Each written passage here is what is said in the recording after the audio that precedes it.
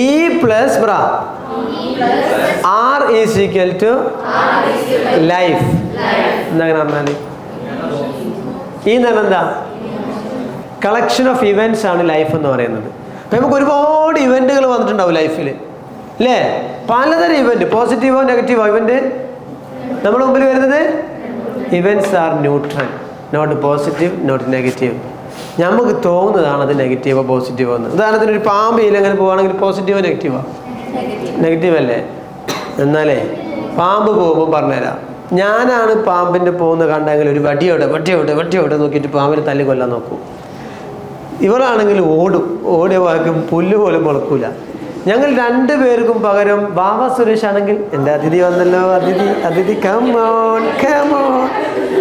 അപ്പോൾ പാമ്പിൻ്റെ അല്ലേ എല്ലാവർക്കും അല്ലേ? എസ്സണോ? ഇവർക്ക് പേടിയാണെങ്കിൽ ഇവർക്ക് അതിഥിയാണ്. അപ്പോൾ നമ്മുടെ മുമ്പിൽ വരുന്ന ഓരോ സാധനത്തിനോടും നമ്മുടെ അപ്രോച്ചാണ് ഇത് പോസിറ്റീവോ നെഗറ്റീവോ ആക്കുന്നത്. നമ്മൾ കറക്റ്റ്? എസ്സണോ? ലൗഡ്ലി. അപ്പോൾ നമുക്കുണ്ടാകുന്ന ഓരം എപ്പോഴും നമ്മൾ മനസ്സിൽ വിചാരിക്കേണ്ടത് ഇവിടെ ഇങ്ങനെ വെക്കുക, all is well in my world. ഈ ലോകത്ത് നടന്നതെല്ലാം നല്ലതിന് വേണ്ടി. All is well in my world. എൻ്റെ ലൈഫിലുണ്ടായ ഒരു കാര്യം ഞാൻ പറഞ്ഞുതരാം. ലൈഫിലുണ്ടൊരു കാര്യം പറഞ്ഞിട്ടെ. ക്ലബ്, ഞാൻ വയനാട്ടിൽ സൈൻ പറഞ്ഞൊരു സ്ഥാപനമുണ്ട്. സൈൻ എന്ന് പറഞ്ഞ സ്ഥാപനം അവിടെ 2013 ഉദ്ഘാടനം നടക്കുകയാണ്. അവിടെ മന്ത്രിയും MLA മാരും എല്ലാവരും ഉണ്ട്. അതിൽ മലബാർ ഗോൾഡിൻ്റെ ചെയർമാനായ ഇബ്രാഹിം ഹാജി മറ്റൊരാൾ വരുന്നുണ്ട്. അപ്പോൾ അയാൾ വരുമ്പോൾ അയാളെ സ്വീകരിക്കേണ്ട ഉത്തരവാദിത്തം എനിക്കായിരുന്നു. ഓരോ ഗസ്റ്റിനെ സ്വീകരിക്കേണ്ട അയാളെ സ്വീകരിക്കേണ്ട എനിക്കായിരുന്നു. അപ്പോൾ ഞാൻ അയാളെങ്ങനെ സ്വീകരിച്ച് അയാളെ കൊണ്ടുപോയപ്പോൾ അയാൾക്ക് എന്നെ ഭയങ്കര ഇഷ്ടമായി. എന്നോട് ക്വാളിഫിക്കേഷനൊക്കെ ചോദിച്ചു. അപ്പോൾ ഞാൻ ഡിഗ്രി കഴിഞ്ഞ് PG കഴിഞ്ഞ് ഗൾഫിൽ പോകണമെന്ന് ആഗ്രഹിച്ചിരിക്കുന്ന സമയമാണ്. കാരണം പൈസ ഇല്ല, ജോലിയില്ല. ഇപ്പം ഗൾഫിൽ പോയിട്ട് എന്തെങ്കിലും പൈസ ഉണ്ടാക്കണം. അങ്ങനെ സംസാരിച്ചപ്പോൾ അയാൾ പ്രസംഗിക്കാൻ വേണ്ടി കയറിയപ്പോൾ അയാൾ പറഞ്ഞെന്താണെന്നറിയാം, ഞാൻ ഇവിടെ നിന്ന് ഒരാളെ പൊക്കാൻ തീരുമാനിച്ചിട്ടുണ്ട്. എൻ്റെ ഷാർജയിലുള്ള സ്കൂളിലേക്ക് നിങ്ങൾ ഒരാളെ ഞാൻ കൊണ്ടുപോവാണ്. അപ്പോൾ എല്ലാവരും നോക്കിയപ്പോൾ അത് എൻ്റെ പേരാണ് പറഞ്ഞത്. ഞാൻ അത്ഭുതപ്പെട്ടുപോയി. അപ്പോൾ മൂപ്പരുടെ സുഹൃത്തുക്കളുടെ കൂടെയുള്ള PA എന്നോട് വന്നിട്ട് പറഞ്ഞു, നിങ്ങളെ സർട്ടിഫിക്കറ്റൊക്കെ വേറെ എടുത്തിട്ട് വാ. ഞാൻ ഉപ്പാനെ വിളിച്ചു പറഞ്ഞു, ഗൾഫിൽ ടീച്ചറായിട്ട് ജോലി കിട്ടുന്നല്ലേ, സാലറി അടുത്ത മാസം മുതൽ 30,000 40,000 50,000 സാലറി കിട്ടാവും. ഏതാ ലെവല്?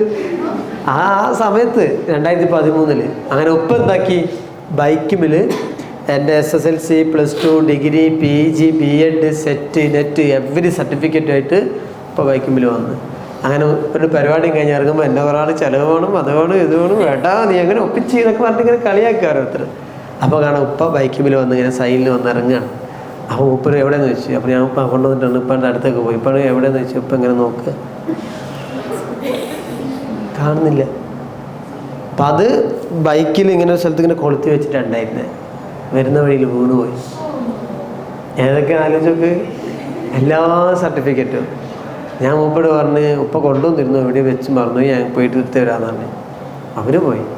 ഞാൻ എൻ്റെ വീടിൻ്റെ അവിടെ മുതൽ ഏകദേശം 6 കിലോമീറ്റർ ഉണ്ട് എൻ്റെ സ്ഥാപനത്തിലേക്ക്. റോഡ് സൈഡിൽ നോക്കുന്നതിന് ഉപ്പാക്ക് സങ്കടവും കരച്ചിലും ഒക്കെ വരുന്നുണ്ട്. എനിക്ക് അതിനും ബാക്കി അവിടെ പറയാൻ പറ്റുമോ? നേരെ തിരിച്ചാണെങ്കിലും ഉപ്പ എന്നെ കൊന്നിട്ടുണ്ടാവും. ഓക്കെ, അങ്ങോട്ട് നമുക്കൊന്നും പറയാൻ പറ്റില്ലല്ലോ. അന്ന് വൈകുന്നേരം ഞാൻ എല്ലാ ചെക്കന്മാരെയും കൂട്ടിയിട്ട് ഇറങ്ങി നോക്കാമെന്ന് വെച്ചു. അന്ന് ഭയങ്കര മഴ പെയ്തു. പിന്നെന്താ അവസ്ഥ എന്ന് ആലോചിച്ചോക്ക്. അന്ന് രാത്രി ആകുമ്പോഴത്തേക്ക് അതും കഴിഞ്ഞ്. പിറ്റേ ദിവസം രാവിലെ പോയിട്ടില്ല. 4 ദിവസം നോക്കി സാധനമില്ല, എല്ലാം മിസ്സായി. ഒരാഴ്ച ഊണുമില്ല, ഉറക്കമില്ല, ഇങ്ങനെ കിടപ്പ് തന്നെ. ഒന്നും വേണ്ട, ഒരു അവസരം കിട്ടിയിട്ട് അതും പോയില്ലേ. അങ്ങനെ അവസാനം പത്രത്തിൽ കൊടുത്തു. പിന്നെ അത് തിരിച്ചു പിടിക്കാനുള്ള പരിപാടി. എങ്ങനെ ഡ്യൂപ്ലിക്കേറ്റിന് അപേക്ഷിക്കുമ്പോൾ SLCക്ക് അപേക്ഷിക്കുമ്പോൾ SLC എവിടെയാണ് പഠിച്ചാൽ അവിടെ പോകണം, അന്നത്തെ പ്രിൻസിപ്പൾ ഒപ്പ് വാങ്ങണം, പത്രത്തിൽ കൊടുക്കണം, നോട്ടറി വക്കീലിൻ്റെ നോട്ടീസ് വേണം. +2 ഇത് വേറെ പോകണം. അങ്ങനെ യൂണിവേഴ്സിറ്റിയിൽ പോകാൻ എല്ലാം വേറെ 1.5 മാസം എടുത്തിട്ട് എല്ലാത്തിനും ഡ്യൂപ്ലിക്കേറ്റ് അപേക്ഷിച്ചു. അങ്ങനെ 2 മാസം കഴിഞ്ഞപ്പോൾ എനിക്ക് ആദ്യം സെറ്റിൻ്റെ ഡ്യൂപ്ലിക്കേറ്റ് സർട്ടിഫിക്കറ്റ് വന്നു. പിന്നെ PGൻ്റെ വന്നു. ഒരു ദിവസം രാത്രി ഞാനിങ്ങനെ നിൽക്കുമ്പോൾ കാണാൻ എന്നെ ഒരാൾ വിളിക്കണത് 12 മണിക്ക്. ഫോണിൽ ഇങ്ങനെ വരിക. എപ്പോഴും എൻ്റെ കണ്ണിലുണ്ട് കാഴ്ച. ഷംസു പോലീസ് വിളിക്കുക തന്നെ. പോലീസുകാരനാണ്, എൻ്റെ നാട്ടുകാരനാണ്. വിളിച്ചിട്ട് ചോദിച്ചു, എടാ ബിഷറ നിൻ്റെ എന്തും നഷ്ടപ്പെട്ടിരുന്നോ ചോദിച്ചു. ഞങ്ങളുടെ നാട് മൊത്തം അറിയാം, പത്രത്തിലൊക്കെ വന്നാണ്. നഷ്ടപ്പെട്ടിട്ടില്ലേ? എൻ്റെ എല്ലാം പോയില്ലേ, പിന്നെ ഇനിയും തള്ളേ ചോദിച്ചു. എന്താ പോയി? ഞാൻ എൻ്റെ SLC അത് ഇവിടെ ഉണ്ടടാ. എന്താ പറയണമെന്ന് വെച്ചാൽ അതിവിടെ പോലീസ് സ്റ്റേഷനിലുണ്ട് തന്നെ. അങ്ങനെ ഞാനാണ് പിറ്റേന്ന് പോയി നോക്കുമ്പോൾ മൂപ്പര് പറയാം, കഴിഞ്ഞ 5 മാസമായിട്ട് അവിടെ ഒരു അവരിങ്ങനെ കാണുന്നുണ്ട്, ഇന്നലെ രാത്രി എനിക്കെന്ത് എന്നോടെന്ത് വെറുതെ നോക്കാൻ പറഞ്ഞു തോന്നി, ഞാൻ അങ്ങനെ നോക്കി അപ്പോൾ കണ്ടതാണ്. അപ്പോൾ ചോദിച്ചത് എവിടുന്ന് കിട്ടിയത്? അത് പോലീസുകാരിങ്ങനെ നടന്നു പോകുമ്പോൾ വഴിയിൽ നിന്നൊരു കവർ കണ്ടപ്പോൾ എടുത്തിട്ട് അവിടെ കൊണ്ടുവച്ചാലോ. അപ്പം പോകുന്ന വഴിക്ക് ഏതോ ഒരു ഓട്ടോക്കാരനങ്ങനെ കിട്ടിയിട്ട് അയാളിൽ പൈസയൊന്നും കാണാത്ത പാടം കിട്ടിച്ച് അവരെടുത്തിട്ട് പോലീസ് സ്റ്റേഷനിൽ ഇട്ടേച്ച് എനിക്കത് 6 മാസം കൊണ്ട് കിട്ടി. എനിക്കെന്താ നഷ്ടപ്പെട്ടെ? എൻ്റെ ഗൾഫിലെ ജോലി. യെസ് പറഞ്ഞോ? ഇനി നിങ്ങൾ പറ, ഞാൻ അന്ന് ആ ഗൾഫിൽ ജോലിക്ക് പോയിരുന്നുവെങ്കിൽ എനിക്ക് അതിനുശേഷം ഞാൻ ഗവൺമെൻറ് ടീച്ചറായി നടക്കുമായിരുന്നോ? അതിനുശേഷം എനിക്കിപ്പോൾ സ്കില്ലിൽ ഇതിൻ്റെ CEO ആയി നടക്കുമായിരുന്നോ? എനിക്കതുപോലെ തന്നെ അത്യാവശ്യം സോഷ്യൽ മീഡിയയിലൊക്കെ ഫേമസ് ആകാൻ പറ്റി നടക്കുമായിരുന്നോ? ഇല്ല. അത് ഞാൻ പോയിരുന്നുവെങ്കിൽ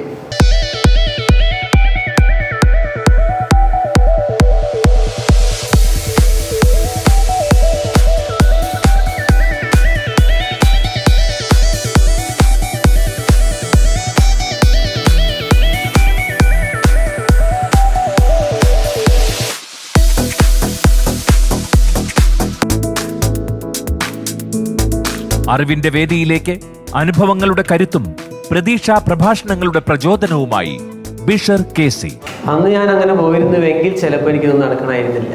ഒരുപാട് പ്രതിസന്ധികൾ നമ്മുടെ ജീവിതത്തിലൂടെ കടന്നു പോയിട്ടുണ്ടാകാം. പക്ഷെ ഇതൊക്കെ നമ്മളെ ശക്തരാക്കാൻ വേണ്ടിയിട്ടുള്ളത് മാത്രമാണ്. പ്രതീക്ഷിച്ചാൽ, ആഗ്രഹിച്ചു കഴിഞ്ഞാൽ എല്ലാം നല്ലതിന് വേണ്ടി നടക്കും. അതുകൊണ്ട് ഞാൻ എൻ്റെ ജീവിതത്തിൽ കൊണ്ടു നടക്കുന്ന ഒരു പോളിസി എന്ന് പറയുന്നത് all is well in my world. എനിക്ക് നിങ്ങളോട് പറയാനുള്ളത് അതാണ്. All is well in my world. ഈ ലോകത്ത് എനിക്ക് വേണ്ടി സംഭവിക്കുന്നതെല്ലാം നല്ലതിന് വേണ്ടിയാണ്. അപ്പം നിങ്ങൾ ആരെങ്കിലും വേദനിപ്പിച്ചാലും പ്രയാസപ്പെടുത്തിയാലും കഷ്ടപ്പെടുത്തിയാലും ഒക്കെ അതിലെന്തോ ഒരു നന്മയുണ്ടെന്ന് വിശ്വസിക്കാൻ നിങ്ങൾക്ക് പറ്റണം.